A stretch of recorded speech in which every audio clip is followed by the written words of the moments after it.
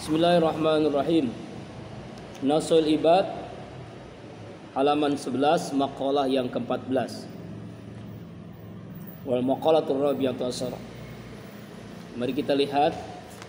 Ini diriwayatkan anna rajulan min Bani Israil, seorang laki-laki dari Bani Israil, dia keluar untuk menuntut ilmu.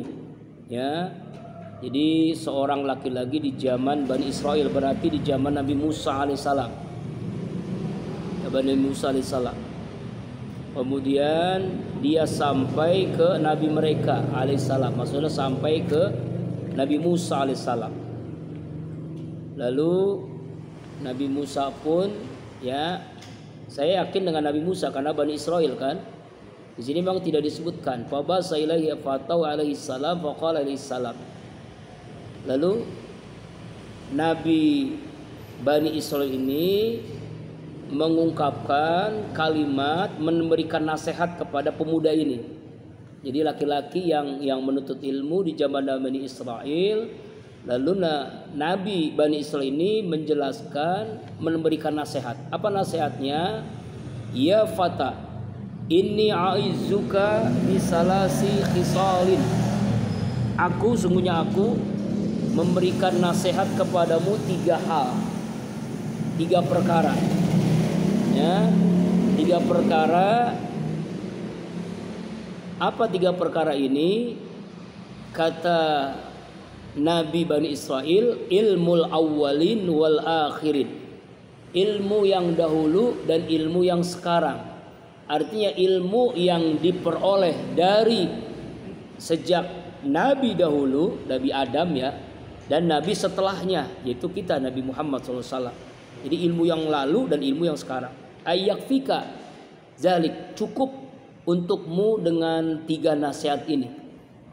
Ya, cukup dengan 3 nasihat ini, maka kamu akan menjadi orang yang sukses, pemuda ya. Nah, apa yang pertama?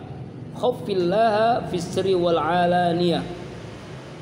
Takutlah engkau kepada Allah di waktu sembunyi dan terang-terangan. Seringkali kita takut kepada Allah itu di waktu terang-terangan, di waktu sembunyi enggak. Contoh sederhana, nih kita megang handphone. Lebih banyak yang kita pegang itu manfaat atau mudarat. Kan tergantung iman kita kan. Kalau manfaat untuk kuliah, untuk mencari informasi ilmu yang ada di handphone.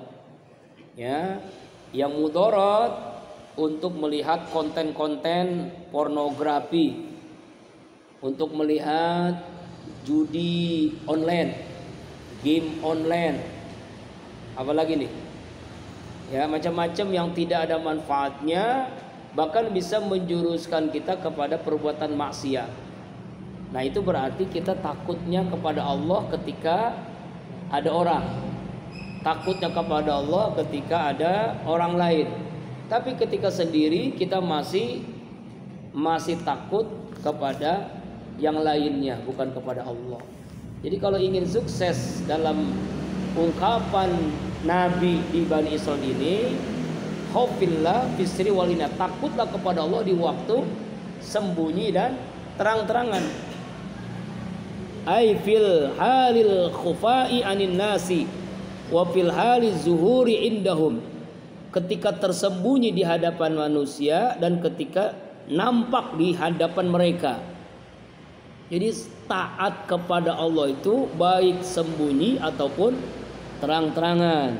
Ya, ingat kepada Allah itu waktu ketika banyak orang ataupun kita sendiri. Mampukah kita? Makanya seusia kamu tuh harus menyibukkan diri dengan yang baik. Maka kita tuh akan menjadi orang baik. Sibukkan bersahabat dengan orang yang baik, lingkungan yang baik, ya, pergaulan yang baik, maka jadi baik. Sama seperti sederhana begini. Kalau kita berteman dengan tukang jengkol, bahwa kita pun akan tercium bau jengkol. Berteman dengan tukang ikan asin, maka kita akan bau asin. Berteman dengan apa lagi nih? Ya, narkoba. Lama-lama kita terjerumus kepada narkoba. Tapi berteman dengan ahli tahajud yang ada di Kolbun Salim ini, kita pun semangat untuk tahajud, semangat untuk menghafal Al-Quran, semangat untuk mengkaji kitab kuning, semangat untuk memperbaiki diri, ya, semangat untuk berjamaah selalu di masjid. Semangat itu karena kita bersahabat dengan orang-orang yang baik. Ya, jangan sepelekan sahabat itu. Abi ini seperti ini karena bersahabat, nyari terus, nyari teman yang lebih dari Abi. Kalau nyari teman yang imannya lebih rendah dari Abi misalnya, kita kan jadi nggak semangat. Tahun 2000-an galau Abi itu, mesti bujangan kan. Ingin punya teman yang lebih tinggi dalam pengertian ilmunya, amaliyahnya, ya. Mencari-cari, ya, akhirnya ketemu dengan sahabat lama. Namanya sekarang punya pesantren 2. Ki Haji Dr. Sabtul Yakin MA. Beliau kan udah tahu saya di sini kan. Beliau mengatakan, coba cari tuh yang namanya Ustadz Arifin Ilham. Siapa itu? Pokoknya antum aja kesana datang. Nah, itu tahun 2002, awal-awal 2002. Ya. Lalu akhirnya Abi datang ke sana. Di mana alamatnya? Waktu itu masih naik angkot. Abi itu nggak punya motor. Naik angkot kemana-mana naik angkot. Naik motor, macet-macet, ada di daerah Depok, daerah Mampang Indah 2 Depok. Kita datang, tapi telepon dulu. Ustadz, saya mau ketemu antum, mau belajar lagi. Dia datang subuh. Nah, Abi itu nggak paham, dikirain habis subuh. Ternyata beliau itu menerima tamu di waktu subuh. Memang kebiasaan itu subuh. Bayangin tuh, kalau beliau itu menerima tamu di waktu subuh. Sekalian ikut taklim subuh, pengajian subuh. Datang terlambat, udah selesai taklim. Lalu ada yang jamaah bilang, rumahnya di sana tuh. Saya ke sana, Abi ke sana, ketemu dengan orang yang gemuk pakai gamis. Oh, ini kali ini Ustadz Arifin. Abi cium tangan tuh. Lalu ada yang masih muda, pakai kaos, pakai training gitu, ya. Lalu ngidupin mobil kijang. Beliau tuh mobil kijang. Habis sekarang, mobil kijang, hidupin. Yang gamis itu bilang, yang antum mau ketemu Ustadz Arifin, itu Ustadz Arifinnya. Ya Allah, malu luar biasa. Dikirain yang pakai gamis itu Ustadz Arifin, yang itu anak muda tadi itu yang lagi ngidupin mobil itu sopirnya. Ternyata itulah Ustadz Arifin. Ya Allah, malu luar biasa. Itu pertemuan pertama kali tahun 2002. Jadi saya bilang, mohon maaf, saya nggak tahu, saya belum kenal sama Pak Ustadz, sama Pak Kiai. Oh, nggak apa-apa katanya. Beliau sih senang aja kan. Itulah awal pertemuan. Nah, setelah itu apa maksudnya? Saya mau cari sahabat yang bisa membawa saya ke jalan Allah. Oh, begitu.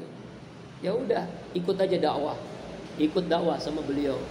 Nggak tahu-tahu tuh kenapa beliau kok langsung serak gitu. Dengan Abi itu langsung serak. Ya mungkin Allah sudah mengatur gitu ya. Makan kita kan hidup di Lauhil Mahfuz, Allah sudah tentukan. Beliau langsung menugaskan, ya udah, antum manggil Abi itu Saifullah, antum punya jadi asrinya gitu, asri bahasa kasarnya, asisten pribadi.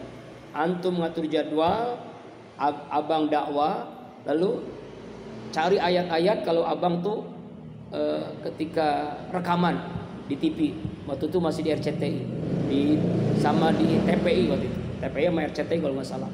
Cari ayat-ayat nih, dulu kan nggak ada handphone yang Google gini kan, nggak ada lah. Carinya masih Fathur Rahman. Cari ayat, ini bunyinya ini apa ayatnya, surat berapa? Itu harus cepet tuh kan. Nah, itu yang bikin cocok dia tuh. Oh ya ini Ustaz, surah ini ayat ini, Ali Imran ayat segini, Al-Baqarah ayat segini. Nah, cepet, alhamdulillah ketemu tuh. Lama-lama nggak menyangka sampai 5 tahun dapat hadiah 3 kali umroh, pernah ke Singapura, pernah ke Libya, seluruh Indonesia keliling, alhamdulillah naik pesawat hampir setiap minggu karena melalui dakwah beliau kan. Sampai ribuan jamaah, subhanallah, sampai 2007. Lalu Abi berbukan diri karena Abi sibuk untuk menyelesaikan S2, minta izin sama beliau. Untuk jadi dari 2002 sampai 2007 lahirlah buku yang Abi tulis, Hari-hari Bersama Bang Arifin. Nggak tahu bukunya sekarang kemana. Itu kalau buku itu dibaca, masya Allah, itu kisah nyata, kejadian, peristiwa unik berdakwah bersama beliau dari 2002 sampai 2007. Nah artinya ketika kita bersahabat dengan orang yang lebih iman dari kita, semangat tuh. Dulu Abi itu tahajud iya, tapi jarang-jarang.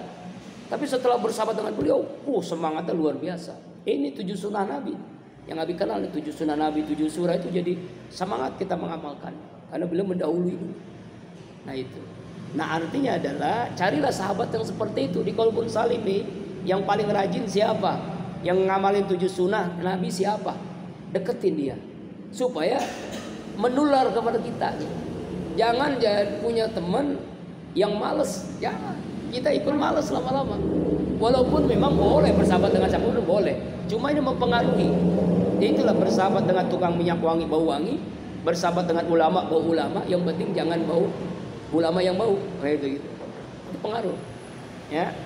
Nah, di nasihat ini kan itu.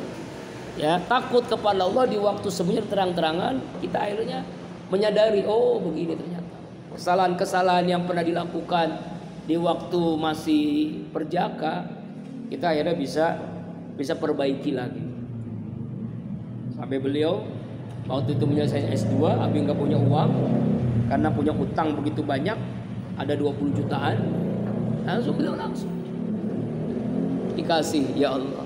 Itulah makanya kedermawanan itu yang membuat luar biasa belawaknya beliau. Nah artinya adalah cari itu. Jadi ketika kita bisa takut kepada Allah di waktu sembunyi dan terang-terangan, karena memang pengaruh semen itu sangat-sangat kuat, pengaruh sahabat sangat kuat. Ya. Yang kedua, nasihat Nabi tadi, apa nasihat yang kedua? Wamsik lisanaka anil khalqi la tazkurhum illa bi khairin. Jagalah lisanmu dari makhluk. Jangan bicara kepada mereka, manusia, maksudnya makhluknya manusia, kecuali bi khairin, kecuali kebaikan.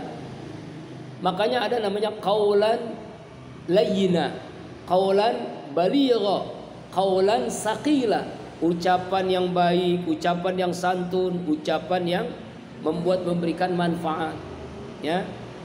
Jadi lisan ini ya yang Allah berikan kepada kita, manfaatkanlah. Dengan kita menjaganya, jangan sampai berkata-kata kasar, kotor, dusta, ghibah, fitnah dan sebagainya. Jangan sampai.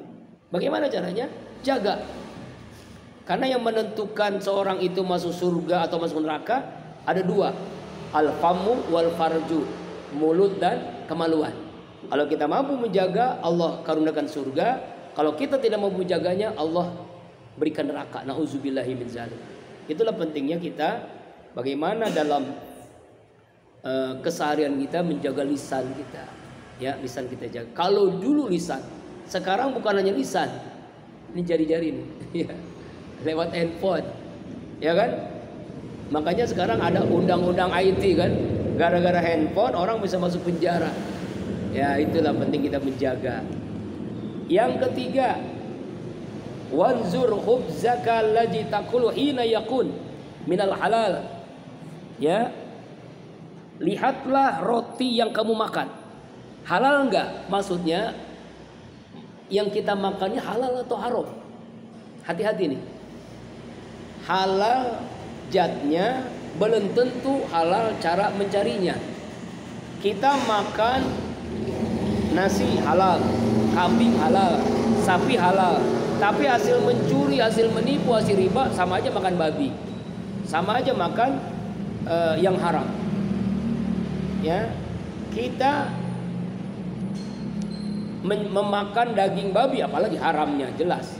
Ya, jadi harus halal itu ada 2, halal zatnya, halal cara mencarinya.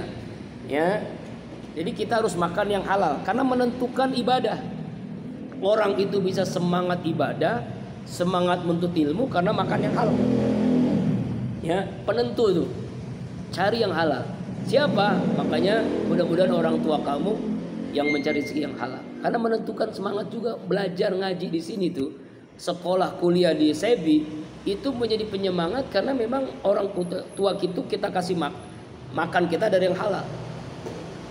Ini pengalaman nyata nih. Abi pernah 1 tahun ngurusin orang-orang yang narkoba. Makanya judul tesisnya kan tentang narkoba. Ya, kenapa? Ternyata itu sebagian besar, hampir seluruhnya mungkin, Itu yang terjumus narkoba itu orang tuanya anggota DPR, ya pejabat daerah, Pemda, ya kan? Maaf, ada juga yang kiai juga. Ada juga anak kiai. Kenapa bisa begitu? Ya bukan kita ngorek-ngorek ya, ternyata memang bisa jadi hasil korupsi, hasil menipu, hasil riba, lalu dimakan oleh anak, menjadi darah, menjadi daging, pergaulan yang salah, akhirnya mudah dia jadi menjadi orang yang jadi pecandu narkoba. Ya, itu nauzubillahi min dzalik. Ya kan? Bayangkan, ketika sakau itu, waduh, ngeliatin orang yang sakau, nauzubillah min dzalik. Ya, itu kayak orang gila. Ya, apalagi sakau karena apa? Karena sabu-sabu sama inex sabu-sabu sama itu pakau ya, apa namanya makan itu nauzubillah min dzalik. Jangan sampai ya. Jangan sampai. Itu kenapa tuh? Abi itu ngasih judul langsung diterima. Karena nggak pernah di S2 waktu itu, pasca sarjana tahun 2007, ya nggak ada yang ngajuin judul tentang narkoba, nggak ada. Baru pertama kali. Itu yang membuat jadi cepat diterima judulnya. Kalau yang lain-lain kan gampang, tentang keluarga, hukum Islam pun banyak banget, politik Islam itu udah biasa. Tapi tentang narkoba tuh nggak ada. Itulah yang membuat cepat akhirnya. Ya cepat nyusunnya, tapi lama selesainya. Kenapa lama selesainya? Karena Abi lupa gitu. Ini masih kuliah apa enggak ya? Subhanallah. Kembali lagi, jadi artinya adalah ternyata penentu kita rajin ibadah, semangat belajar karena halal, rezeki yang halal. Mudah-mudahan kamu semua diberikan orang tua rezeki yang halal. Ya, jangan sampai orang tua memberikan kamu nafkah dari yang haram. Lebih baik kita punya uang 10 juta halal daripada 10.000 haram. Ya kan ya? Gitu kan ya? Iya, benar. Kalau 10 juta kan bisa kamu beli laptop, beli motor, bisa kuliah enak, tapi halal. Tapi kalau 10.000 dari yang haram, hidup nggak tenang tuh. Makan mie itu nggak enak. Itulah pentingnya yang halal. Wallahu a'lam bishawab. Ya, mudah-mudahan bisa dipahami.